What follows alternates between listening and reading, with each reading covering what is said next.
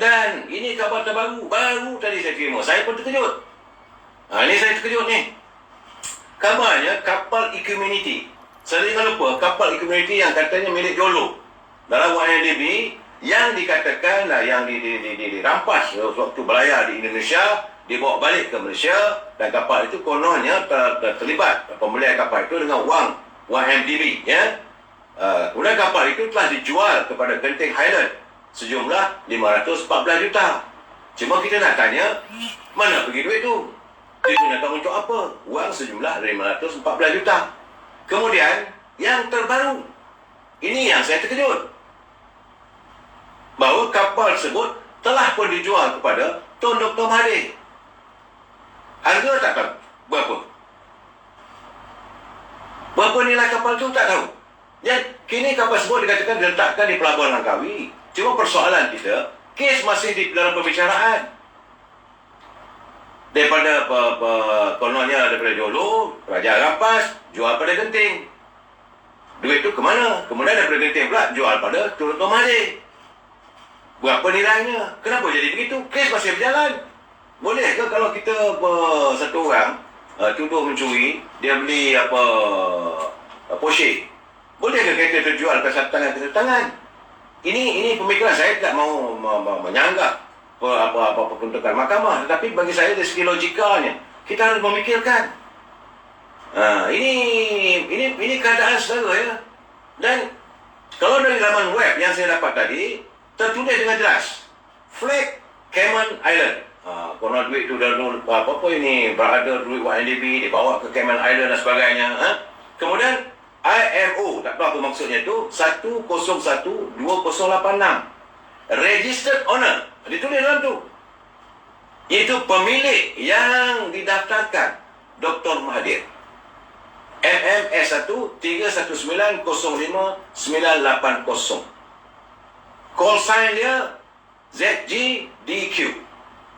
Tahun diperbuat adalah tahun 2014. Ya, registered owner daripada Equanimity Cayman Limited, kemudian kepada Dr. Mahathir alias Check That Official.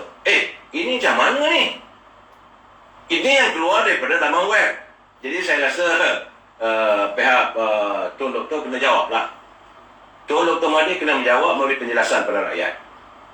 Dan yang kedua, kita nak tanya kenapa kapal itu boleh dijual, besok jual lagi dan sebagainya.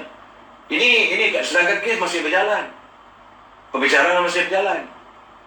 Itu masalah yang saya lihat begitu bercelarunya perundangan negara kita ini dah haru biru terutama makna terbaik kemarin ialah baik dapat beli kapal tu. Tak apalah, cuma kita persoalkan kenapa kapal itu boleh dibeli. Isu kapal ni pula, semalam cerita pula tentang ada anak pembesar yang terlibat, dapat wang daripada HDB. 2-3 minggu lepas sibuk pula Penggabungan Bank Negara. Jadi berbolok-bolok cerita YMDB ni tak selesai. Sebab itu sekarang ni kita harap Gani Abu Tun kata saya tak tahu. Tak tahu lah, itu yang biasa lah. Itu ayat klise kata saya tak tahu. CS Rizal CJ Malaysia boleh lah tu, memang boleh. Tak, ini saya melihat isu ini sepatutnya kita rakyat, warga Cita Damai perlu dapat tahu keadaan. Kita tak boleh membiarkan lepas satu kes dibiar begitu saja. Macam apa yang saya katakan, Izzati tidak dibawa ke mahkamah, anak pembesar juga tidak dibawa ke mahkamah untuk memperjelaskan berhubung dengan YMDB. Kemudian Jolo tidak dapat dicari, jadi beruang ke, jadi monyet ke, jadi apa kita tak tahu. Begitu juga Nek Faizal. Jadi mereka yang berada dalam kumpulan-kumpulan wang sebabnya apabila YNDB ini perlu dibawa ke muka pengadilan. Barulah nampak hadir. Saya bukan nak mencabar mahkamah, tidak. Tapi bila pembicaraan itu berjalan hanya tertumpu pada satu orang, itu Datuk Seri Najib, maka dunia melihat bahawa pincangnya cara kita melaksanakan perundangan. Lebih dari itu saya tak boleh nak cakap lah, ya. Jadi itu keadaannya. Makin beban itu kalau saya tak cakap. Dan hari ini tiba-tiba Datuk Azlina semalam Datuk Azlina Osman, beliau selaku timbalan speaker, dia menempelak hari ini ini menteri di Jabatan Perdana Menteri Datuk Taqiyuddin Apabila Datuk Takudin menyatakan, dia kata menyatakan sebab kerajaan menggantung parlimen kerana dalam mantat dia kata begini, apa dia?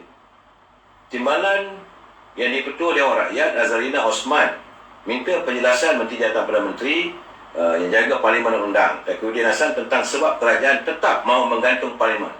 Kerana kata Datuk Azhar, keadaan ini membangkitkan lebih banyak persoalan. Ya, dalam bantahan dalam apa yang dinyatakan oleh Takudin, Azalina juga ahli Parlimen. Beliau bukan hanya sekadar ahli Parlimen, beliau juga timbalan speaker. Meminta Datuk Takudin memberi penjelasan antara justifikasi Datuk Takudin ketika Parlimen digantung. Dia kata semua pihak termasuk pembangkang masih boleh memberi pandangan kepada kerajaan melalui saluran seperti jawatan kuasa bebas.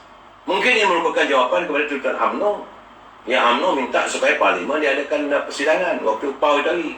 Jadi Datuk Azhar mengatakan Parlimen dan kuasa mempunyai dua peranan yang berbeza. Parlimen adalah badan perundangan tertinggi bagi kerajaan persekutuan meluluskan dan meminda undang-undang, memeriksa dan menyoal dasar kerajaan melalui pertanyaan, bagi jawab lisan, sesi kamar khas dan waktu pertanyaan menteri, serta meluluskan belanjawan dan sebarang cadangan untuk cukai baru. Jadi sebaliknya, untuk jawatan khas yang bebas hanya bertanggungjawab menasihati Yang Tuan Agung sama ada darurat perlu teruskan atau tidak. Itu kata Datuk Zania Zena, beliau buat peguam. Ya, Datuk Takudin juga peguam. Mereka faham tentang perundangan negara. Jadi sebab itu kita menuntut supaya Parlimen dibuka. Tapi Datuk Takudin memberi pelbagai alasan. Dia kata Azalina lagi, dia kata ahli Parlimen dan wakil rakyat tiada akses kepada prosiding mesyuarat jawatan kuasa khas bebas. Dan jawatan kuasa itu juga tidak menjalankan siasatan atau inkuari berdasarkan kepada pendengaran awam. Jadi Datuk Azalina berkata jika Takudin membayangkan jawatan kuasa tersebut sebagai menggantikan peranan Parlimen, maka seharusnya jawatan kuasa baru perlu diwujudkan yang merangkumi ahli Parlimen dan dipengurusikan oleh yang di-Ketua Dewan Rakyat. Kalau jawatan kuasa itu kononnya menggantikan Parlimen, boleh juga, dia kata tak ada masalah. Tapi ahli-ahlinya kena buat baru, dia kena rombak balik lah. Kerana itu beliau mempersoalkan, Datuk Azalina mempersoalkan jawatan Takudin bahawa rakyat tidak wajar sanksi dan kerajaan. Dia kata Azalina mempersoalkan kenyataan Takudin bahawa rakyat katanya tidak wajar sanksi yang kerajaan mungkin menyalahgunakan kuasa di saat Parlimen digantung. Jadi bagi Datuk Azhar, dia kata kenyataan Takudin yang pentadbiran boleh terus dipantau oleh pihak seperti Suruhanjaya Pencegah Rasuah, SPRM, Jabatan Audit Negara dan Jabatan Sekira-kira Wang Negara, seolah satu jawapan melepas batuk di tangga. Jadi kerana itulah pengurusi PAC Wong Kah Woh telah mengeluarkan kenyataan menolak pandangan Takudin.